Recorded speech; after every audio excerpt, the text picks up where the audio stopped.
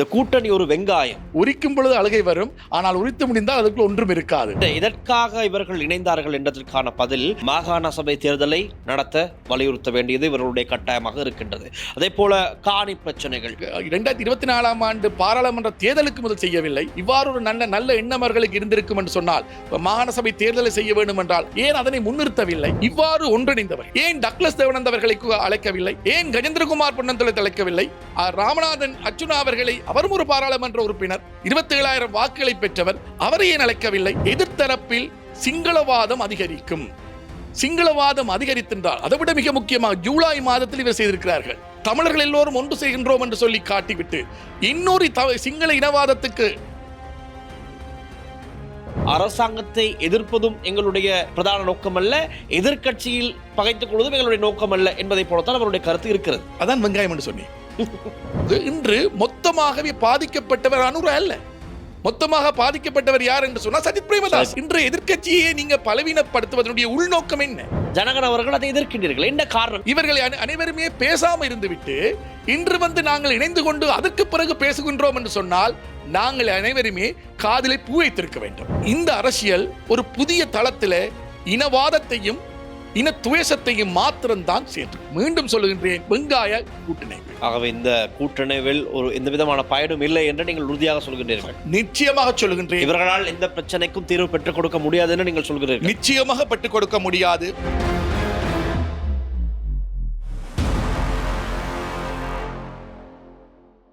இலங்கையின் முதற்தர சுற்றுலா தலம் ரீச்சாவின் மாபெரும் உணவு திருவிழா ஆகஸ்ட் மாதம் 7, 8, 9 மற்றும் 10 தேதிகளில் மாலை 6 மணி முதல் 10 மணி வரை. இன்றே டிக்கெட்டுகளை பெற்றுக் கொள்ளுங்கள்.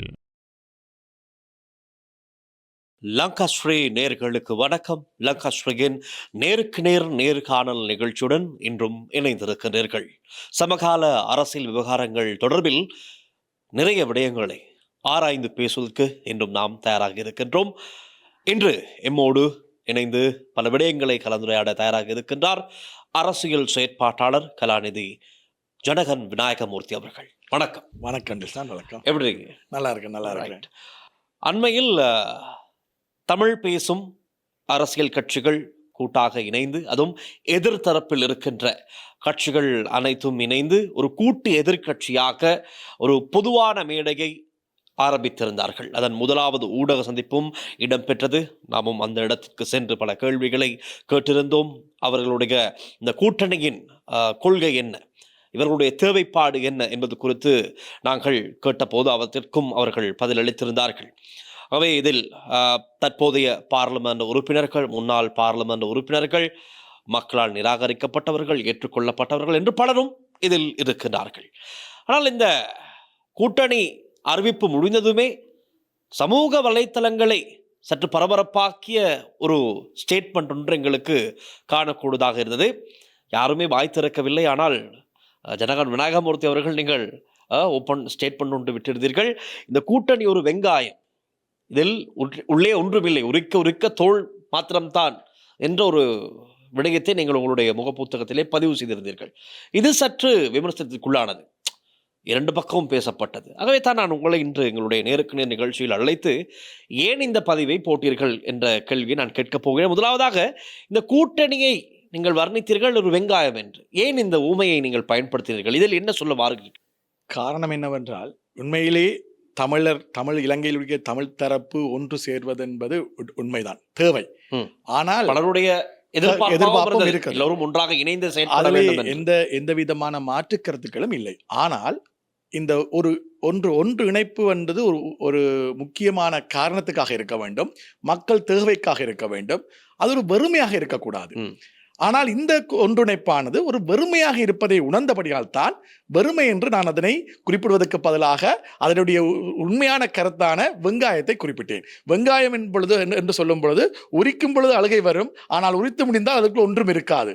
ஆகவே அதே நிலைமைதான் இன்று அவர்கள் உருவாக்கிய இந்த கூட்டமைப்பு அல்லது கூட்டிணைவு. இந்த கூட்டிணைவு காணப்படுகிறது. ஏனென்றால் இது மக்கள் விரும்பிய கூட்டிணைவு அல்ல. ஏனென்றால் 40 ஆண்டுகளுக்கு முதலே மக்களை, அதாவது தமிழர்களை, முஸ்லிம்களை பிரித்து விட்டோம். 1981 ஆண்டு அஸ்ரப் வந்து பிரிந்து செல்லும் பொழுது தடுத்திருக்க வேண்டிய தமிழ் தரப்பு அதனை விலக்கிவிட்டபடியினால், அதை ஏற்றுக்கொண்டபடியினால் அன்றிருந்தே தமிழர்களுக்கும் முஸ்லிம்களுக்கான இணைவானது பிரிக்கப்பட்டு விட்டது. இயல்பான அரசியல் மாற்றம் பெற்றுவிட்டது. அவர்களுக்கான தேவைகள் மாறிவிட்டன என்றபடியால் தான் வடக்கு கிழக்கு பிரிய வேண்டிய சூழ்நிலையும் ஏற்பட்டது. இன்று இந்தியாவினுடைய அடிப்படையில் உருவாக்கப்பட்ட வடகிழக்கு கூட எங்களிடம் இல்லை. இன்று வடக்கு தனியாக கிழக்கு தனியாக இருக்கிறது. ஆகவே இஸ்லாம், அதாவது முஸ்லிம்களுடைய அரசியலும் வேறாகிவிட்டது, தமிழர்களுடைய அரசியலும் வேறாகிவிட்டது. நிலப்பிரச்சனை வேறாக இருக்கின்றது, அதிகார பகிர்வு வேறாக இருக்கின்றது, வேலைவாய்ப்பு பிரச்சனை வேறாக இருக்கின்றது. இவ்வாறு பல பிரச்சனைகள் இருக்கும் பொழுது அந்த பிரச்சனைகள் எதையுமே மையம் வைக்காமல் அந்த இன்று உருவாக்கப்பட்ட கூட்டணிவில் பரஸ்பரம் என்ற விடயத்தை சொல்லுகின்றார்கள். பரஸ்பர பிரச்சனைகளுக்காக, பொது பிரச்சனைகளுக்காக உருவாக்கப்பட்ட ஒரு கூட்டணி என்று சொல்லுகின்றார்கள். அவ்வாறு சொல்லுவார்கள் என்று சொன்னால் அதில் என்ன பரஸ்பரம் இருக்கிறது? என்ன விடயங்களை பற்றி நீங்கள் தெளிவுபடுத்தாமல் ஒரு கூட்டணி உருவாக வேண்டும் என்றால் காரணம் இருக்க வேண்டும், காலமும் இருக்க வேண்டும். நான் உங்களுக்கு என்ன கேட்கின்றேன் என்றால், இன்று என்ன தேவை வந்து விட்டது? தமிழர்கள் எல்லோரும் ஒன்று சேர வேண்டிய தேவை, அதுவும் ஆளுங்கட்சியிலேயே இந்த முறை 12 பாராளுமன்ற தமிழ் உறுப்பினர்கள் உள்வாங்கப்பட்டிருக்கிறார்கள். ஒரு விடயத்தை மறந்துவிட வேண்டாம். நாங்கள் எல்லோருமே அரசியல்வாதிகளாக இருக்கிற அத்தனை பேருமே மக்களால் தான் தெரிவு செய்யப்படுகிறார்கள், மக்களுக்காகத்தான் அரசியல் செய்கிறார்கள். அவ்வாறு இருக்கும் பொழுது இந்த முறை என்பிபி அரசாங்கத்தினை தமிழ் மக்களும் ஆதரித்திருக்கிறார்கள், முஸ்லிம் மக்களும் ஆதரித்திருக்கிறார்கள். என்றபடியால்தான் இன்று என்பிபி அரசாங்கத்திலே என்பிபி என்ற கட்சிக்குள் மாத்திரம் 12 பாராளுமன்ற உறுப்பினர்கள் இருக்கிறார்கள். ஆனால் இங்கு எதிர்க்கட்சி பல கட்சிகள் சேர்ந்துதான் 11 பேர் இருக்கிறார்கள்.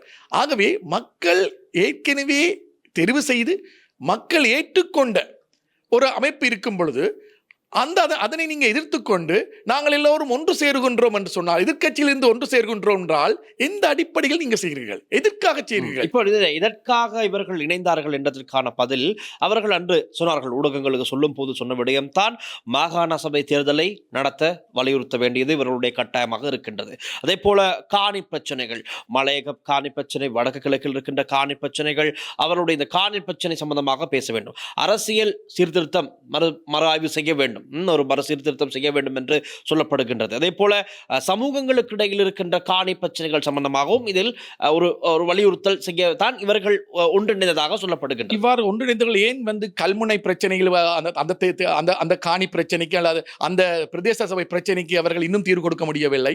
சரி, இந்த இணைவினை ஏன் 2024ஆம் ஆண்டு பாராளுமன்ற தேர்தலுக்கு முதல் செய்யவில்லை? இவ்வாறு ஒரு நல்ல எண்ணம் அவர்களுக்கு இருந்திருக்கும் என்று சொன்னால், வடகிழக்குக்கான இந்த மாகாண சபை தேர்தலை செய்ய வேண்டும் என்றால் ஏன் அதனை முன்னிறுத்தவில்லை? ஆகவே முதலில் வடகிழக்கு இணைப்பு முன்னிறுத்தப்படவில்லை, வடகிழக்கு மாகாண சபை தேர்தல் வேண்டும் என்று அவரை முன்னிறுத்தவில்லை. இவ்வாறு இவர்கள் எல்லாம் உருவாகிறதை விட மிக முக்கியமான விடயம் என்னவென்று சொன்னால், இவ்வாறு இவர்கள் குறிப்பிடுவதற்கு முதலே இவர்களில் பல பேர் அமைச்சர்களாக இருந்தவர்கள். ஆகவே மக்களுக்கு இருந்த பிரச்சனைகளை அமைச்சர்களாக இருக்கும் பொழுதே தீர்க்க முடியாதவர்கள் இன்று மக்களால் நிராகரிக்கப்பட்ட பிறகு எவ்வாறு தீர்க்க போறார்கள்? ஆகவே இவர்கள் அனைவருமே ஒன்றிணைந்தது வெறும் நாட்காலிகளுக்காக, மக்களுக்காக அல்ல. உதாரணமாக இவர்கள் மக்களுக்காகத்தான் ஒன்றிணைய வேண்டும் என்றால், இன்று வடகிழக்கு பிரதேசத்திலே மிக பிரதானமான பிரச்சனை பன்முகப்படுத்தப்பட்ட, அதாவது பன்முகப்படுத்தப்பட்ட பாதிப்பு என்று சொல்லுவோம், அதாவது மல்டி லெவல் வல்னரபிள் சிச்சுவேஷன் சொல்லுவோம். அதாவது அந்த பன்முகப்படுத்தப்பட்ட ஒரு பாதிப்பு இருக்கக்கூடிய மாவட்டங்கள் குறியீடுல வடக்கு மாகாணம் 75% இருக்கிறது, கிழக்கு மாகாணம் 65% இருக்கிறது, மலையகம் 63% இருக்கிறது. ஆகவே பன்முகப்படுத்தப்பட்ட பாதிப்பில் அதிகமாக இருக்கிற ஒரு மாவட்டங்களில் இருந்து பிரதிநிதிப்படுத்துகின்ற இந்த தமிழ் முஸ்லிம்கள் அவர்கள் அதனை முன்னிறுத்தியாவது, இன்று எங்களுடைய மாகாணங்கள் பல்வேறு அடிப்படையில் பாதிக்கப்பட்டிருக்கிறது, ஆகவே அவற்றை நாங்கள் ஒன்று சேர்க்க வேண்டும் என்றால் நாங்கள் எல்லோரும் ஒன்றாக வேண்டும் என்று சொல்லியிருக்கலாம். இல்லை என்று சொன்னால், இன்றைக்கு இளைஞருடைய வேலைவாய்ப்பு, சாதாரணமாக இலங்கையுடைய வேலைவாய்ப்பு 4% இருக்கிறது, வேலைவாய்ப்பு இன்மை பிரச்சனை 4% இருக்கிறது. ஆனால் இளைஞருடைய வேலைவாய்ப்பு இன்மை பிரச்சனை 20% இருக்கிறது. அதில் தமிழ் முஸ்லிம் மக்களுடைய இளைஞருடைய வேலைவாய்ப்பு தான் அதிகமாக பாதிக்கப்பட்டிருக்கிறது. அதனை நாங்கள் முன்னிறுத்தி நாங்கள் இந்த இணைவினை உருவாக்குகின்றோம் என்று சொல்லியிருந்தால் அதனை ஏற்றுக்கொண்டிருக்கலாம். மக்கள் பிரச்சனையை முன்னிறுத்தி அவர்கள் முன்னுக்கு வருகிறார்கள் என்று சொல்லலாம். ஆனால் இங்கு அவர்கள் மக்கள் பிரச்சனை எதையுமே முன்னிறுத்தவில்லை. அவர்கள் சாதாரணமாகவே பரஸ்பரமான பிரச்சனைகளை, பொது வழியில் சிக்கக்கூடிய பிரச்சனைகளை நாங்கள் முன்னிறுத்தப் போகின்றோம் என்று சொன்னதுதான் என்னை பொறுத்தவரையில் அங்கு எந்த விதமான உள்ளடக்கமும் இல்லை. உள்ளடக்கம் இல்லாத ஒரு புத்தகத்தை வெளியிட்டிருக்கிறார்கள். எந்த விடயங்களுமே இல்லாத ஒரு புத்தகத்தை வெளியிட்டு விட்டு இதனை ஒரு கூட்டினைவாக வச்சிருக்கிறார். இதே மாதிரி தான் உங்களுக்கு தெரியும், கடந்த காலத்திலே வழக்கறிஞர்கள் சங்கம் ஒன்றிணைந்து ஒரு உணவினை ஏற்படுத்தினார்கள். அதுவும் ஒரு ரெண்டு கடத்துல இல்லாமல் போய்விட்டது. இப்ப நான் உங்களிடம் கேட்கிறேன், இன்று இவ்வாறு ஒன்றிணைந்தவர்கள் ஏன் டக்ளஸ் தேவானந்த் அவர்களை அழைக்கவில்லை? ஏன் கஜேந்திரகுமார் பொன்னந்தலை அழைக்கவில்லை? மிக முக்கியமாக ராமநாதன் அர்ச்சுனா அவர்களை, அவரும் ஒரு பாராளுமன்ற உறுப்பினர், 27,000 வாக்குகளை பெற்றவர், அவரை ஏன் அழைக்கவில்லை? முதலில் நாங்கள் ஒன்றிணைய வேண்டும் என்றால் உண்மையாக ஒன்றிணைய வேண்டும். அதற்கான உண்மையான கருத்து இருக்கணும் என்றால் அனைவரையும் ஒன்று திரட்டிருக்கணும். இதனை ஒழுங்குபடுத்தினவர் யாராகவும் இருக்கலாம். இந்த அமைப்பிலே யாராவது ஒருவர் இதனை முன்னிறுத்தி ஒழுங்கமைத்திருக்கலாம். அந்த முன்னிறுத்தி ஒழுங்கமைத்தவர் அனைவரையும் அதாவுல்லாவை அழைத்தார்களா? இங்கு அதாவுல்லா அழைத்தார்களா? அவ்வாறு பார்த்தால் நிச்சயமாக சொல்கின்றேன், இவர்களுடைய இந்த ஒன்றிணைவில் ஒரு பக்க சார்பு இருக்கின்றது. ஆகவே அனைத்து தமிழ் தரப்பையும் அழைத்திருக்க வேண்டும், அனைத்து முஸ்லிம் தலைப்பையும் அழைத்திருக்க வேண்டும். உங்களுடைய நாற்காலிகளை உறுதிப்படுத்துவதற்காகவும் உங்களுடைய கிங் மேக்கரான இருந்த அந்த தன்மை இல்லாமல் போய்விட்டது என்ற பயத்திலையும் நீங்கள் உருவாக்கின இந்த இணைவானது எதனை நோக்கி நகர்த்தப்பட போகின்றால், ஒரு விடயத்தை மறந்துவிடக்கூடாது. தமிழ் பேசும் தரப்பு ஒன்று இணைகின்றது சொன்னால், அது தேசிய மட்டத்தில் ஒன்றிணைகின்றது சொன்னால், எதிர்த்தரப்பில் சிங்களவாதம் அதிகரிக்கும். சிங்களவாதம் அதிகரித்திருந்தால், அதை விட மிக முக்கியமாக ஜூலை மாதத்தில் இவர் செய்திருக்கிறார்கள். இதில் ஒரு மிக பிரதானமான ஒரு தேசிய அடிப்படையிலே ஒரு பாதுகாப்பு தொடர்பான ஒரு கேள்வி இங்கே தொக்கி நிற்கின்றது. எனக்கு ஒரு சந்தேகம் இருக்கின்றது என்னவென்று சொன்னால், இவர்கள் இந்த நாட்டில் ஒரு இனவாதத்தை தூண்டுவதற்காக அதற்காக இந்த ஜூலை மாதத்தை தெரிவு செய்து தமிழர்கள் எல்லோரும் ஒன்று செய்கின்றோம் என்று சொல்லி காட்டிவிட்டு இன்னொரு சிங்கள இனவாதத்துக்கு வித்திடுவதற்காகத்தான் இந்த ஜூலை மாதத்தை தெரிவு செய்து அதற்காக அவர்கள் இந்த ஒன்றிணைந்தார்கள் போலத்தான் தெரியும். ஆனால் நீங்கள் இப்படி சொல்கின்றீர்கள். அன்றைய தினம் இதற்கு ஒரு பதில் கொடுக்கப்பட்டது என்னவென்றால், இது இனவாத ரீதியான கூட்டு அல்ல, இந்த கூட்டணி இனவாத ரீதியானது அல்ல, மதவாத ரீதியானது அல்ல, இது பொதுவாக ஒரு பொது மேடை, மக்கள் பிரச்சனைகளை கருத்தில் கொண்டு அமைக்கப்பட்ட ஒரு பொதுவான மேடை என்கின்றார்கள். அதே போல நீங்கள் சொன்னீர்கள் ஒரு சிலர் இதில் விடுபட்டிருக்கிறார்கள் என்று. அவர்கள் சம்பந்தமாக வரும் நாட்களில் எதிர்காலத்திலே அவர்கள் சம்பந்தமாக நாங்கள் பேசி தீர்மானம் எடுப்போம், அவர்களையும் இதில் இணைத்துக் கொள்வதற்கான பேச்சுவார்த்தைகள் இடம்பெறும் எதிர்காலத்தில் என்று சொன்னார். ஏன் அவ்வாறு செல்ல வேண்டும்? அவர்களும் நாட்டினுடைய தலைவர்களாக, தமிழர்களுடைய தலைவரால் ஏற்றுக்கொள்ளப்பட்டவர்கள் தான். ஏன் அவர்களை மாத்திரம் நீங்கள் பிறகு தீர்மானிப்பதற்கு நீங்கள் யார்? தமிழ் தரப்பு என்று சொல்லும் பொழுது அனைவரும் தமிழ் தரப்பு, முஸ்லீம் தரப்பு என்றால் எல்லோரும் முஸ்லீம் தரப்பு. ஆகவே இப்போ எல்லோருக்கும் நாங்கள் அழைப்பு விடுத்தோம், அவர்கள் வரவில்லை என்று சொல்லி இருந்தால் இதனை ஏற்றுக்கொள்ள முடியும். நாங்கள் கொஞ்சம் பேர் சேர்ந்து கொள்கின்றோம், இதனை நாங்கள் தமிழ் தரப்பு முஸ்லீம் தரப்பு இணைப்பு என்று சொல்கின்றோம், மற்றவர்களை யோசித்து சேர்ப்போம் அல்லது அவர்களை பற்றி தீர்மானிப்போம் என்பது இது தமிழ் முஸ்லீம்கள் தரப்பிலே இவ்வாறு செயற்படுத்தான். எங்கோ தமிழ் இன்று உருவாக்கப்பட்ட தமிழ் பேரவை எங்கே இருக்கின்றது? தமிழ் தேசிய கூட்டமைப்பு எங்கே இருக்கின்றது? ஏன் என்று சொன்னால், உங்களுடைய தனிப்பட்ட ரீதிக்காக, நாற்காலி சுகத்துக்காக நீங்கள் குறிப்பிட்டவர்களை சேர்த்துக்கொண்டு உருவாக்கிய கூட்டமைப்புகள் அத்தனையுமே இன்று தவிடுபடியாகிவிட்டன. அந்த கூட்டமைப்புகள் அத்தனையும் இல்லாமல் போய்விட்டது. ஆகவே உண்மையான ஒரு கூட்டமைவாக இருந்தால் அனைவரையும் உள்வாங்கி இருக்க வேண்டும். அடுத்தது, இது இன்று தேவையில்லாத ஒரு விடயமாக இருக்கின்றது. அதாவது இன்று ஒரு தேர்தல் வரவில்லை, தமிழ் மக்களுக்கு நேரடியாக ஒரு பிரச்சனை இப்போது இல்லை, சாதாரண பிரச்சனைகள் காணப்படுகின்றன, நீண்ட காலம் தீர்க்கப்படாத பிரச்சனை தொடர்ச்சியாக இருக்கிறது, உங்கள் காலத்தில் தீர்க்கப்படாத பிரச்சனைகள் இன்னும் இருக்கின்றன. ஆகவே அவ்வாறு இருக்கும் பொழுது அவசரப்பட்டு ஜூலை மாதத்தில் ஒரு தமிழ் தரப்பு ஒன்று சேர்கின்றது என்று சொல்வது சிங்கள பேரினவாதத்துக்கு ஒரு தூண்டுதலாக இருந்து, சிங்கள பேரினவாதம் என்று எவ்வாறு அமைப்பார்கள் என்று சொன்னால், தமிழர்கள் ஒன்று சேர்ந்து விட்டார்கள், தமிழ் முஸ்லிம்கள் தமிழர்களாக ஒன்று செய்து விட்டார்கள், சிங்களவர்கள் நாங்கள் ஒன்று சேர்க்க வேண்டும் என்று சொல்லி ஆரம்பித்து ஒரு இனக்கலவரத்தை நோக்கி நகர்த்தக்கூடிய திட்டத்தினை இவர்கள் மறைமுகமாக அல்லது இவர்களை வைத்து வேறு யாராவது மறைமுகமாக திட்டமிடுகின்றார்கள் என்ற கேள்விதான் எனக்கு காணப்படுகின்றது. இப்பொழுது எங்கள் தெரியும், அரசாங்கத்தை வீட்டுக்கு அனுப்ப வேண்டும் என்று ஒரு கூட்டம் இருக்கின்றது. GLPS தலைமையிலே ஒரு கூட்டம் இப்பொழுது செயற்பட்டு கொண்டிருக்கிறது. இவர்கள் இந்த குழுவிற்குள் இருப்பவர்கள் பேசுவது எல்லாமே தற்போதைய பாராளுமன்ற உறுப்பினர்கள், முன்னாள் பாராளுமன்ற உறுப்பினர்கள் எல்லாமே இந்த கூட்டணிக்குள் இருக்கின்றார்கள். மதவாத ரீதியான கருத்துக்களை தான் முன்வைக்கின்றார்கள். அண்மையில் பாராளுமன்ற உறுப்பினர் சாமர சம்பத் அவருடைய கருத்து எப்படி என்றால், புத்த மதத்தை சேர்ந்தவர்களுக்கும் கிறிஸ்தவ மதத்தை சேர்ந்தவர்களுக்கும் ஒரு முரண்பாட்டை தோற்றுவிக்கும் வகையிலே தான் அவருடைய கருத்து. அதே போல தயாசிரி ஜெயசேகர் சொல்கிறார், கள்வர்கள், திருடர்கள் இனவாதிகள், ஊழல் மோசடிகள், பெயர் போனவர்கள் எல்லோருமே நாங்கள் இணைந்து அரசாங்கத்தை வீட்டுக்கு அனுப்ப போகின்றோம், என்ன செய்ய நாங்கள் இப்பொழுது இணைந்து தான் ஆக வேண்டும் என்று அவர் இதை சாமானியப்படுத்துகிறார். அதே போல இன்னொரு பக்கம் சுகேஸ்வர பண்டார என்பவர், அவரும் ஒவ்வொரு விதமான கருத்துக்களை இப்படித்தான் இவருடைய கருத்து. ஆகவே இதே போன்றது ஒரு அணியா இது என்ற கேள்வியும் மக்கள் மத்தியிலே இருக்கின்றது. இவர்கள் அரசாங்கத்தை வீட்டுக்கு அனுப்ப வேண்டும் என்ற நோக்கத்திலே நீங்களும் சொன்னீர்கள், குழப்பங்களை உண்டு பண்ணுவதற்காகவா இவர்கள் இங்கு ஒன்று கூறியிருக்கிறார்கள் என்ற கேள்வி மக்கள் மத்தியில் இருக்கிறது. ஆனால் இவர்கள் அதை நிராகரிக்கிறார்கள். இவர்கள் சொல்கிறார்கள், அரசாங்கத்தை எதிர்ப்பதும் எங்களுடைய பிரதான நோக்கம் அல்ல, எதிர்க்கட்சியில் பகைத்துக் கொள்வதும் எங்களுடைய நோக்கம் அல்ல என்பதை போலத்தான் அவருடைய கருத்து இருக்கிறது. அதான் வெங்காயம் என்று சொன்னேன். அவர்களுடைய கருத்திலேயே அவர்களுக்கு ஆழமான ஒரு கருத்துக்கள் இல்லை. ஆகவே அவர்களுக்கே விளங்கி அன்று நடந்த அந்த ஊடகவியலர் மாநாட்டிலேயே அவர்கள் உரித்து காட்டிவிட்டார்கள் தாங்கள் வெங்காயம் என்று. ஆகவே அந்த வெங்காயமாக இருக்கக்கூடிய இந்த கூட்டிணைவு ஒரு விடயத்தை மிக வேகமாக செயற்படுத்த முயற்சிக்கின்றது. இன்று எதிர்க்கட்சியே பலவீனப்படுத்துகின்றார்கள். இதிலே வந்திருக்கக்கூடிய 3 பேர் ஆளுங்கட்சி, அதாவது எதிர்க்கட்சியில் இருக்கின்ற தேசிய பட்டியலை பெற்றுக்கொண்டு எதிர்க்கட்சியினுடைய தேசிய பட்டியலில் பாராளுமன்றம் சென்ற 3 நபர்களும் இங்கே இதில் உள்வாங்கப்பட்டிருக்கிறார்கள். ஆகவே எதிர்க்கட்சி தலைவருடைய அந்த ஆளுமைக்கு இங்கு ஒரு கேள்விக்குறி வருகிறது. எதிர்க்கட்சி தலைவருக்கு இந்த ஆளுமை எங்கே அந்த ஆளுமை சென்று விட்டது என்ற ஒரு கேள்விக்குறியை இவர்கள் ஏற்படுத்தி விடுகிறார்கள்.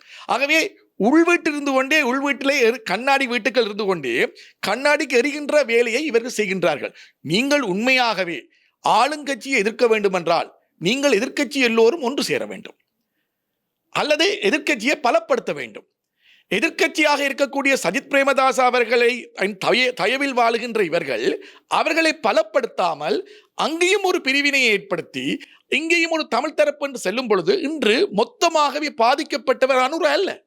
மொத்தமாக பாதிக்கப்பட்டவர் யார் என்று சொன்னால் சஜித் பிரேமதாஸ், எதிர்க்கட்சி தலைவர். இன்று எதிர்க்கட்சியை நீங்க பலவீனப்படுத்துவதனுடைய உள்நோக்கம் என்ன? உங்களுடைய உள்நோக்கம் எதுவாக இருக்கின்றது சொன்னால், ஒன்று நீங்கள் அனுரா அரசாங்கத்துக்கு மிக ஆழமாக சப்போர்ட் பண்றீர்கள், இல்லை என்று சொன்னால் நாமல் போன்ற, அதாவது இந்த நாட்டிலேயே ஒரு பௌத்த அடிப்படையில் இனவாத அடிப்படையில் ஆட்சியை கொண்டு வர வேண்டும் என்று விரும்புகின்ற நாமல் போன்ற அரசியல்வாதிகளுக்கு பின்னால் செல்ல வேண்டும், அல்லது அவர்களுடைய அந்த கருத்துக்களை இங்க சொன்ன மாதிரி GL பீரிஸ் அவர்களுடைய கருத்துக்களை பலப்படுத்த வேண்டும் என்பதற்காக திட்டமிட்டு நீங்க செயற்படுத்துகின்ற ஒரு செயற்பாடாத்தான் இருக்கின்றது. ஆகவே தமிழ் இளைஞர்கள், தமிழ் மக்கள் தெரிந்து கொள்ள வேண்டும், இன்று அரசியல்வாதிகள் அவர்களுடைய தங்களுடைய சொந்த தேவைகளுக்காகவும் சொந்த அரசியலுக்காகவும் எங்களுடைய மக்களுடைய அந்த எண்ணங்களையும் அவர்களுடைய வாழ்க்கையையும் பங்கமாக அவர்கள் அடகு வைக்கின்றார்கள். முஸ்லிம் அரசியலை பொறுத்தவரையில் அவர்கள் அரசியலிலே முதிர்ச்சி பெற்றிருக்கிறார்கள். இன்று அவர்கள் பல அமைச்சர்களாக இருந்திருக்கிறார்கள். பல டிப்ளமேட்டிக்ஸ் லெவல்லையும் இன்று இந்த அரசாங்கத்தோடையே அவர்கள் டிப்ளமேட்டிக் எதிர்க்கட்சியாக இருந்தாலும் அந்த டிப்ளமேட்டிக் லெவலை சரியான முறையில் மெயின்டைன் பண்ணுகிறார்கள். ஆகவே அரசியலில் முதிர்ச்சி பெற்றவர்கள் முஸ்லிம் அரசியல்வாதிகள். ஆனால் அரசியலில் முதிர்ச்சியே பெறாதவர்கள் தமிழ் அரசியல்வாதிகள். இப்போ இருக்கக்கூடிய இந்த தமிழ் அரசியல்வாதிகள், இந்த தமிழ் அரசியல்வாதிகள் முஸ்லிம் அரசியல்வாதிகளோடு இணைந்து தமிழர்களுக்கு ஒரு தேர்வு கொடுப்பார்கள், அவர்களுடைய செயற்படுவார்கள் என்பது மிகப்பெரிய கேலி கூத்தான ஒரு விடயமாக இருக்கிறது. ஆகவே இந்த இணைவானது மக்கள் விரும்பிய இணைவே அல்ல. மக்களை பிரித்துவிட்டு நாற்காலிகளுக்காக இந்த அமைப்பினர் இணைந்திருக்கிறார்கள். இந்த இணைவு நீண்ட காலுக்கு செல்லாது. ஆனால் மிக பாரிய அளவில் மக்கள் இனவாதத்தை தூண்டிவிட்டு சிறுபான்மை மக்களுக்கு பாரிய ஒரு பின்னடைவை ஏற்படுத்துகின்ற ஒரு அரசியல் முயற்சியாகவும் கருப்பு நாளாகவும் இதை நான் பார்க்கின்றேன். இப்பொழுது ஜனகன் அவர்களே, ஆளும் தரப்பினர் NPP அரசாங்கம் அவர்களுடைய அரசியல் செய்து கொண்டு செல்கிறார்கள், அரசாங்கத்தை நடப்படி சென்று கொண்டு இருக்கின்றார்கள். இப்படி இருக்கிற நிலையில் ஆளும் தரப்பு விடுகின்ற பிழைகளையும் கேள்வி கேட்கக்கூடிய ஒரு தரப்பு எதிர்த்தரப்பாக இருக்க வேண்டும். அது மக்களால் சொல்லப்படுகின்றது. இப்பொழுது ஒட்டுமொத்த நாட்டு மக்களும் ஆளும் தரப்புக்கு வாக்களிக்கவில்லை, எதிர்த்தரப்புக்கு வாக்களித்த பகுதி அளவில் இருக்கிறார்கள். அவர்களுடைய தேவை என்னவாக இருக்கும் என்றால், அவர்களும் நாட்டு மக்கள் தானே, அவர்களுடைய தேவைகளை நாங்கள் கருத்தில் கொள்ள வேண்டும். அவர்களுடைய தேவை என்னவென்றால் அரசாங்கத்துக்கு ஏதோ ஒரு வகையில் அழுத்தம் கொடுக்க வேண்டும். அரசாங்கம் விடுகின்ற பிள்ளைகளை சுட்டிக்காட்ட வேண்டும். அரசாங்கத்தினூடாக மக்களுக்கு நல்ல நிவாரணங்களை பெற்றெடுக்க கொடுக்க வேண்டும். நாட்டை ஒரு நல்ல அபிவிருத்தி பாதையில் கொண்டு செல்ல வேண்டும். அதற்கு எதிர்க்கட்சி அதற்கான வேலைப்பாடுகள் செயற்பாடுகளை செய்ய வேண்டும் என்பதுதான் அவர்களுக்கு வாக்களித்த மக்களுடைய தேவையாக இருக்கின்றது. ஆனால் இப்பொழுது எதிர்க்கட்சி, நீங்களும் சொன்னீர்கள், எதிர்க்கட்சி தலைவர் சஜித் பிரேமதாச மீது நிறைய விமர்சனங்கள் இந்த காலகட்டங்களில் எங்களுக்கு காணக்கூடியதாக இருக்கின்றது.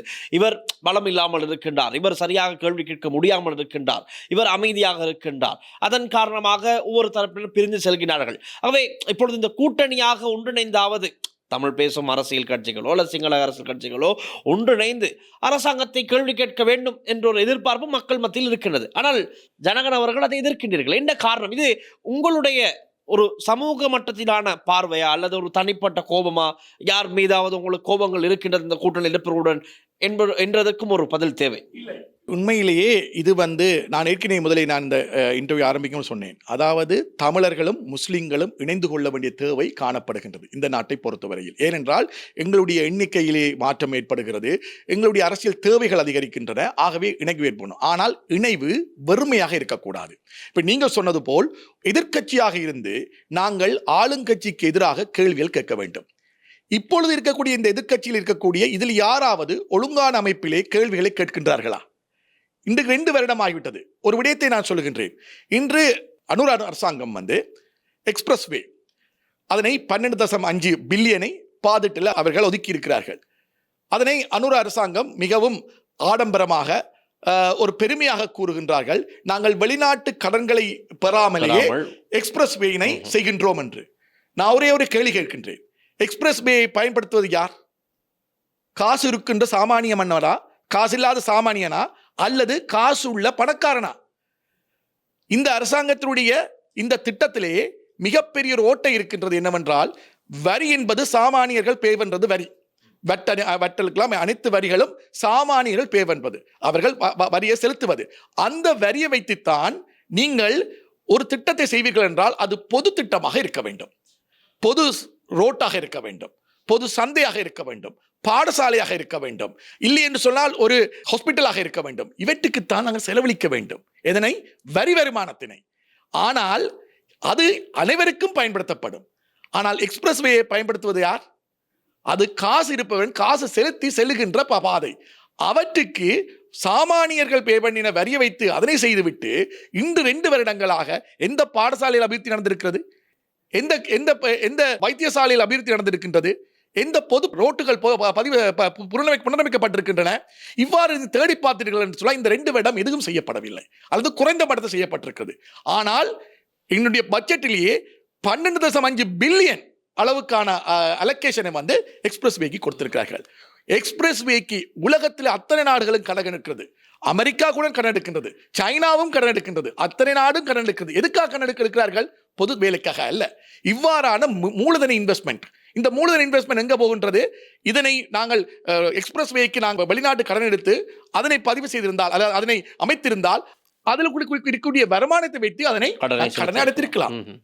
ஆகவே அதனை விடுத்துவிட்டு எங்களுடைய வரி வருமானத்தில் இருந்து இவ்வாறு செய்வதென்பது தவறு. இதனை இத்தனை பேர் சுட்டிக்காட்டியிருக்கிறார்கள். எத்தனை பாராளுமன்ற உறுப்பினர்கள் இதை பற்றி பேசியிருக்கிறார்கள். ஆகவே கவுண்டர் பேச வேண்டும் என்று சொன்னால் அதனை முதல் பேசிவிட்டு இவர்கள் இணைந்திருக்க வேண்டும்.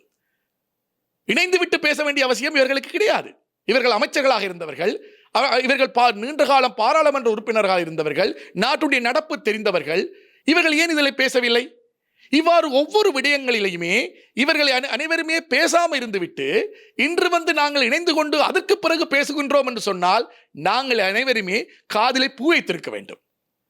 ஆகவே தமிழ் மக்களையும் ஏமாற்றுகிறார்கள், முஸ்லிம் மக்களையும் ஏமாற்றுகிறார்கள், இந்த நாட்டு மக்களையும் ஏமாற்றுகின்றார்கள். இப்பொழுது ஜனகன் அவர்கள் இப்படி ஒரு விஷயம் இருக்கிறது. நீங்கள் இந்த அபிவிருத்தி சம்பந்தமாக சேர்ந்தீர்கள். இப்போ இந்த அரசாங்கத்திலும் நாங்கள் பார்த்த ஒரு குறைபாடு என்னவென்றால், மலையக மக்களுடைய காணி பிரச்சனைக்கு இன்னமும் ஒரு நிரந்தர தீர்வு இந்த அரசாங்கத்தால் வழங்கப்படவில்லை. மலையக பெருந்தோட்ட தொழிலாளர்களுடைய சம்பள இதற்கோ ஒரு தீர்வு கொடுத்தார்கள், அதுவும் நிரந்தர தீர்வு அல்ல, இப்போதைக்கு ஒரு தீர்வு. ஆனால் காணி பிரச்சனை, வீட்டு பிரச்சனை, உரிமை, அந்த உரிமை பிரச்சனை இன்னமும் மலையக மக்கள் மத்தியில் இருக்கின்றது. ஆகவே இவர்களுடைய இந்த கூட்டணியினுடைய ஒரு கொள்கையும் இருக்கின்றது. அதாவது அவர்களுடைய தேவைப்பாடுகளில், அவர்கள் முன்வைக்கின்ற கோரிக்கைகளில் இந்த காணி பிரச்சனை, வீட்டு பிரச்சனை, வீட்டுரிமை, காணி உரிமை சம்பந்தமாக பேசவிருக்கிறார்களாம். ஆகவே இந்த கூட்டணிக்கு முடியாதா இந்த இந்த விடயத்தை பேசி காணி உரிமையை, வீட்டு உரிமையை மலையக மக்களுக்கு பெற்றுக் கொடுக்க முடியாது என்று நீங்கள் நினைக்கின்றீர்களா? வடகிழக்கில் இருக்கிற உரிமையை பெற்றுக் கொடுக்க முடியாதவர்கள் மலையகத்துக்கு வந்து மலையகத்துக்கு காணி உரிமையை பெற்றுக் கொடுப்பார்களா? வடகிழக்கு இணைப்பையை பெற்றுக் கொடுக்க, அதாவது இந்திய இலங்கை உடன்படிக்கையில் இருக்கக்கூடிய வடகிழக்கு இணைப்பினையே இன்று நாங்கள் காணாமல் போய்விட்டு விட்டோம். வடகிழக்கில் இருக்கக்கூடிய பல உரிமைகளுக்கான பிரச்சனைகளை தீர்க்க முடியாத ஒரு இடத்துக்கு சென்று விட்டது. இன்று தமிழுடைய அதிகார பரவலாக்கல் என்றதே கேள்விக்கு உருவாக்கிவிட்டது. இவ்வாறான ஒரு சூழ்நிலையில் இருக்கக்கூடிய அரசியல்வாதிகள் மலையக மக்களுடைய காணி உரிமையை பற்றி பேசி அவற்றுக்கு ஒரு தீர்வு கொடுப்பார்கள் என்று சொல்வது பகல் கனவு. நான் ஏற்கனவே குறிப்பிட்டிருந்தேன், இந்த மலையக மக்களுடைய பிரச்சனைக்கு மலையக மக்கள் இதனை வந்து அவர்கள் வாழ்வாதார உரிமையிலிருந்து உரிமை பிரச்சனையாக மாற்ற வேண்டும். அரசியல், மலையக அரசியல் இன்று வரையும் வாழ்வாதார அரசியலாக சென்று கொண்டிருக்கிறது. வாழ்வாதார அரசியலில் இருந்து மாறி மலையக அரசியல் உரிமை தொடர்பான அரசியலாக மாறும் என்று சொன்னால் நிச்சயமாக காணி உரிமை இல்லை, அனைத்து உரிமையும் அந்த மக்களுக்கு கிடைக்கும். ஆகவே இது ஒரு கூட்டுணைவாக உருவாக்க வேண்டிய அவசியம் அல்ல. இன்று நாட்டில் இருக்கக்கூடிய பிரச்சனை தமிழர்கள், சிங்களவர்கள், முஸ்லிம்கள் பிரச்சனை அல்ல. முதல் நாங்கள் புரிந்து கொள்ள வேண்டும். அது தாண்டி வந்து விட்டோம். இன்று பொருளாதார ரீதியான மிக பாரிய அளவு பிரச்சனைகள், அதிகார பரவலாக்கல் தொடர்பான தொடர்ச்சியான பிரச்சனைகள், அது நீண்ட காலமாக இருக்கக்கூடிய பிரச்சனைகள். அடுத்ததாக வேலைவாய்ப்பின்மை தொடர்பான பிரச்சனைகள், இந்த நாட்டினுடைய எதிர்காலம் தொடர்பான பிரச்சனைகள், பாதுகாப்பு தொடர்பான பிரச்சனைகள், மத ரீதியான பிரச்சனைகள். இவ்வாறு இருக்கும் பொழுது நாங்கள் பேசுகின்ற மொழி ரீதியாக ஒன்றாகின்றோம் என்று சொல்கிறார்கள். யோசித்து பாருங்கள், இவர்களுடைய இணைப்பு எங்கே இருக்கிறது? இன ரீதியாக இல்லை, மத ரீதியாகவா இல்லை, பொருளாதார பிரச்சனை ரீதியாகவா இல்லை, நாட்டுடைய நீண்டகால அதிகார பரவலாக்க பிரச்சனையாக இல்லை, பேசுகின்ற மொழி தொடர்பாக ஒன்றாகின்றோம் என்றார்கள். நாங்கள் எல்லோரும் தமிழ் பேசுகின்றவர்கள், எல்லோரும் ஒன்றுடைகின்றால் இது என்ன நோக்கத்துக்காக ஒன்றாகிறீர்கள்? இந்த நாட்டில் சிங்கள மொழியும் தமிழ் மொழியும் அதிகார மொழிகளாக இருக்கின்றது. அவை நீங்க எந்த அடிப்படையில் நீங்க ஒன்றாக நான் நீங்களும் சேர்ந்து பேசுவதற்காக ஒரு அமைப்பு என்று சொன்னால் இங்கே அரசியல் இருக்கிறது. ஆகவே இந்த அரசியல் ஒரு புதிய தளத்தில் இனவாதத்தையும் இன துவேஷத்தையும் மாத்திரம்தான் சேர்க்கும். ஆகவே இந்த இணைவில் எதுவுமே இல்லை என்பதற்காகத்தான் மீண்டும் சொல்லுகின்றேன், வெங்காய கூட்டணைவு. ஆகவே இந்த கூட்டணைவில் ஒரு எந்த விதமான பயனும் இல்லை என்று நீங்கள் உறுதியாக சொல்கின்றீர்கள்? நிச்சயமாக சொல்கின்றேன். இவர்களால் எந்த பிரச்சனைக்கும் தீர்வு பெற்றுக் கொடுக்க முடியாது என்று நீங்கள் சொல்கிறீர்கள்? நிச்சயமாக பெற்றுக் கொடுக்க முடியாது. மக்களை ஏமாற்றுவதற்காக ஒன்று ரெண்டு கில்மாக்களை செய்வார்கள். ஆனால் நிச்சயமாக நீண்ட கால அடிப்படையிலும் இல்லை, குறுகிய கால அடிப்படையிலும் இவர்களால் எந்த விதமான இந்த ஒன்றிணைவு மக்கள் விரும்பாத, மக்களால் ஏற்றுக்கொள்ளப்படாத அல்லது மக்கள் அங்கீகாரம் கொடுக்காத இந்த ஒன்றிணைவுக்கு எந்த விதமான தேவையும் இல்லை. காலத்துக்கு முந்தின ஒரு ஒன்றிணைவு. மக்களுடைய நிலைப்பாடு என்னவாக இருக்கின்றது? நீங்கள் பார்த்த பார்வையில் இப்பொழுது இந்த கூட்டணிவு சம்பந்தமாக இது ஒரு பலமா பலவீனமா? மக்களுடைய நிலைப்பாடு என்னவாக? மக்களை பொறுத்தவரையிலே உங்களுக்கு சொல்கின்றேன், இலங்கையை பொறுத்தவரை மக்களில் ரெண்டு விதமான கருத்துடையவர்கள் இருப்பார்கள். அது எல்லா இடங்களிலும் இருக்கும். ஆனால் மக்களை பொதுவாகவே இந்த கருத்து அடிப்படையில் பார்க்கும் பொழுது பல மக்கள் இதனை எதிர்க்கிறார்கள். அது தமிழ் மக்கள் மட்டுமில்லை, முஸ்லிம் மக்களும் எதிர்க்கிறார்கள். இந்த கூட்டணைவு ஒரு தேவையற்றது, ஒரு முயற்சியற்ற கூட்டணைவாக அவர்கள் பார்க்கிறார்கள். ஆகவே அதை நான் மீண்டும் சொல்கிறேன், மக்கள் ஏற்றுக்கொள்ளாத ஒரு கூட்டணைவு தேவையில்லை. மக்கள் ஒரு கூட்டணைவை ஏற்றுக்கொண்டார்கள். இது தெரியுமா? தேசிய கூட்டணைவு. அதாவது தமிழர்கள், சிங்களவர்கள், முஸ்லிம்கள், இலங்கையராக நாங்கள் ஒன்றிணைவோம் என்று இணைந்ததுதான் என்பிபிக்கு இவ்வளவு பலம் கிடைத்தது. ஆகவே மக்கள் ஆல்ரெடி இங்கே இப்போ இருக்கக்கூடிய மக்களை பொறுத்தவரையிலே அவர்கள் இலங்கையர்களாக ஒன்றிணைய விரும்புகிறார்கள். தமிழர்களாக அல்ல, சிங்களவர்களாக அல்ல, முஸ்லிம்களாக அல்ல, இலங்கையராக ஒன்றிணைய விரும்புகிறார்கள். இன்று இளைஞர்களை எடுத்து பார்த்தீர்கள் என்று சொன்னார், இன்று இளைஞர்கள் அவர்களுடைய தேவைப்பாடு வேறு, அவர்களுடைய எண்ணங்கள் வேறு. கொள்கை அரசியல் முடிந்துவிட்டது, பிரதேச ரீதியான அரசியல் முடிந்துவிட்டது, உலகம் முழுக்கவே கொள்கை ரீதியான அரசியல் முடிந்துவிட்டது, உலக ரீதியாக பிரதேச ரீதியான அரசியல் முடிந்துவிட்டது. இப்பொழுது இருக்கக்கூடிய அரசியல் எங்கே போகின்றதுன்னா ட்ரெண்டிங் பொலிட்டிக்ஸ் சொல்லுவோம், பொருளாதாரத்தை நோக்கிய ட்ரெண்டிங் பொலிட்டிக்ஸ். இன்று எந்த விடயம் அதிகமாக பேசப்படுகின்றதோ அதை நோக்கிய அரசியலாக இந்த அரசியல் மாற்றப்படுகிறது. ஏனென்றால் இன்று உலகம் முழுக்கவே பொருளாதார ரீதியான ஒரு அரசியல் கட்டமைப்பு உருவாக்கப்பட்டு விட்டது. ஆகவே பொருளாதார ரீதியான அரசியல் கட்டமைப்பு இருக்கும் பொழுது நீங்கள் எவ்வாறு நாங்கள் தமிழ் பேசும் மக்கள் ஒன்றிணைகின்றோம் என்று மொழி ரீதியான ஒரு அரசியலை கொண்டு வர முடியும்? ஆகவே மொழி ரீதியான அரசியல் பழைய கிழங்கு, ஆகவே அதனை நீங்க தூசி தட்டி தூக்கி கொண்டு வந்தாலும் அது பழைய கிழங்கு தான். ஆகவே இந்த மொழி ரீதியான அரசியலை நாங்கள் முன்னிறுத்துவது நாட்டின் சாபக்கேடாக மாறும். அரசியல் தலைவர்கள், தமிழ் அரசியல் தலைவர்கள் பல காலங்களில் பல்வேறு பிழையான முயற்சிகளை எடுத்திருக்கிறார்கள். இன்று மிக பிழையான முயற்சிகளை எடுத்து இளைஞர் சமுதாயத்தையும் பிழையாக வழிநடத்தலாம் என்று முயற்சிக்கிறார்கள். ஆகவே தமிழ் பேசுகிறவர்கள் ஒன்றிணைந்து மொழி ரீதியான ஒரு அரசியலை முன்னிறுத்தினோம் என்று சொன்னால் இது இந்த நாட்டினுடைய சாபக்கேடாக மாறிவிடும். இப்போ சில பேர் சொல்கிறார்கள், இப்போ இந்த கூட்டணி அரசாங்கத்துக்கு ஒரு சவாலாக அமைய போகின்றது. சில பேர் சொல்கிறார்கள், சொல்லிக் கொள்கிறார்கள். அதை நீங்கள் இப்படி பார்க்கிறீர்கள்? எந்த அடிப்படையில் அமையும் இந்த கூட்டணிவை? அதான் ஊடக சந்திப்பிலேயே அவர்கள் குறிப்பிடுவார்கள். ஊடக பேச்சாளர் சொல்லிவிட்டார், அமைச்சர் சொல்லிவிட்டார். இதனை கவனிக்க வேண்டியவர் எதிர்க்கட்சி தலைவரை ஒழிய நாம அல்ல.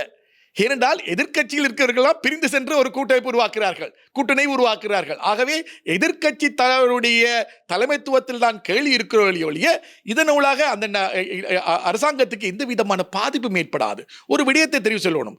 இன்று அதனுடைய அனுர அரசாங்கம் மிக ஆழமான ஒரு சக்தியாக மாறக்கூடிய வாய்ப்பை இவர்கள் ஏற்படுத்தி விட்டார்கள். தேசிய அடிப்படையில் இயங்குகின்ற அல்லது தீர்மானிக்கின்ற அனைத்து சக்திகளும் ஒன்றிணையக்கூடிய இடமாக ஏகேடி வரப்போறார். ஏனென்றால் இன்று ஒரு காலத்திலே சஜித் பிரேமதாசாவும் பல இன மக்களையும் அவற்றுக்குரிய தலைவராக கருதப்பட்டார். ஆகவே முஸ்லிம் மக்களும் அவர்களுக்கு வாக்களித்தார்கள், தமிழ் மக்களும் வாக்களித்தார்கள். ஆகவே பல்லின மக்களுடைய தேசிய தலைவராக சஜித் பிரேமதாசா இருந்தார். இன்று அவர்களும் அவ்வளவு பேரும் பிரிந்து ஒரு கூட்டணிவை உருவாக்கி விட்ட பிறகு இப்பொழுது ஏகேடி மாத்திரம்தான், அதாவது அனுர அரசாங்கம் மாத்திரம்தான் பல்லின மக்களையும் ஒன்றிணைக்கிய தேசிய அரசாங்கமாக தன்னை காட்டுகின்றது. பல்லின மக்களுடைய தேசிய அரசாங்கமாக அனுர அரசாங்கம் இன்று தன்னை நிலைநிறுத்தக்கூடிய வாய்ப்பினை இன்று இவர்கள் வழங்கி பல்லின மக்களுடைய தலைவராக இருக்கக்கூடிய சஜித் பிரேமதாசாவை ஒரு பகுதிக்கு அவர் ஒதுக்கிவிட்டார்கள்.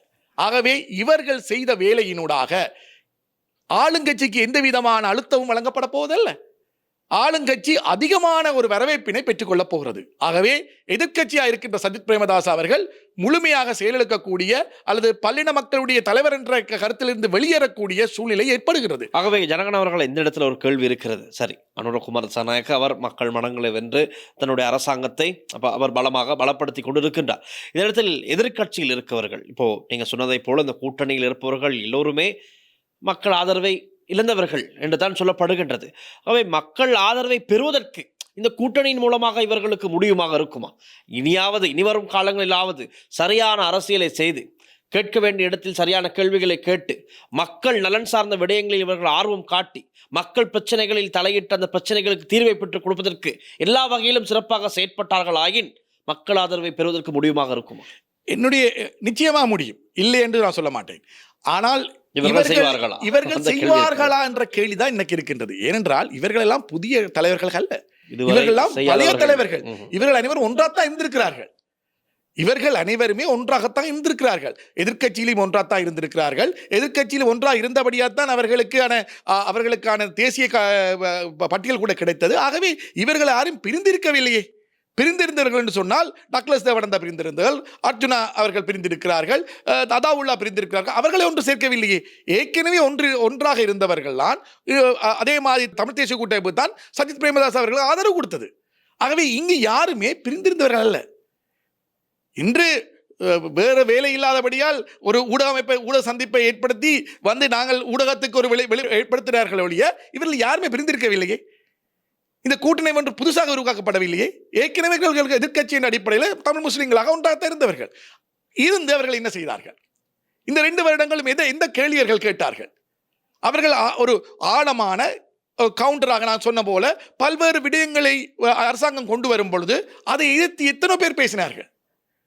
ஆகவே அவ்வாறு பேசாதவர்கள் இன்று புதிதாக ஒரு கூட்டணி என்று சொன்ன பிறகு பேச முடியுமா? இங்கு பேசக்கூடிய பிரச்சனைகள் இப்பொழுது மக்களுடைய எதிர்பார்ப்பு இவர்கள் மேலும் வேறு மாதிரி மாறும். கல்முனை பிரச்சனைக்கு என்ன தீர்வு என்று கேட்பார்கள்.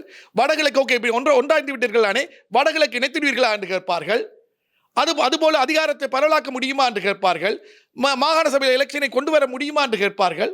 இவற்றுக்கு தீர்வு கொடுக்க முடியுமா? அவர்களால் கேட்க ஆரம்பித்து விட்டார்கள்.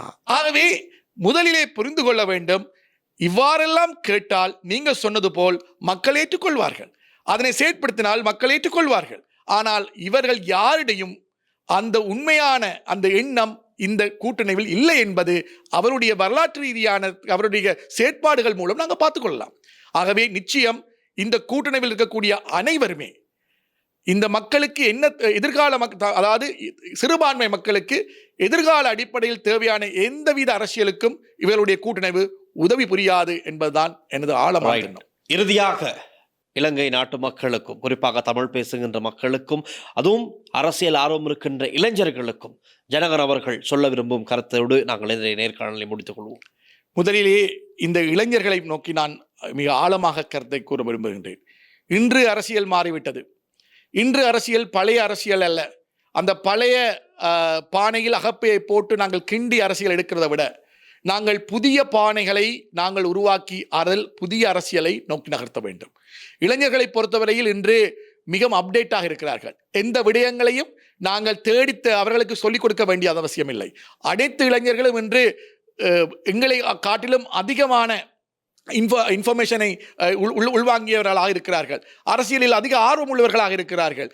இன உணர்வு அதிகமாக இருக்கின்றது, இன்னும் அதிகரித்துக் கொண்டு வருகின்றது. அதே போல நாட்டினுடைய இளைஞர்கள் என்ற உணர்வும் அதிகரிக்கின்றது. இன்று எங்களுடைய தமிழர்களாக இருக்கலாம், முஸ்லிம்களாக இருக்கலாம், அவர்களுடைய கலைகளை வெளிநாடுகளுக்கு கொண்டு செல்லும் பொழுது அவர்கள் இளைஞர்களாக செல்கின்றார்கள். விளையாட்டினை கொண்டு இளைஞர்களாக கொண்டு போகிறார்கள். அவருடைய கல்வி திறமைகளை காட்டும் பொழுது இளைஞர்களாக காட்டுகிறார்கள். இன்று இளைஞர் என்ற எண்ணமும் அதிகரிக்கின்றது. ஆகவே இளைஞர்களுடைய எண்ணப்பாடு, சிந்தனை அத்தனையுமே மாற்றம் பெறுகிறது.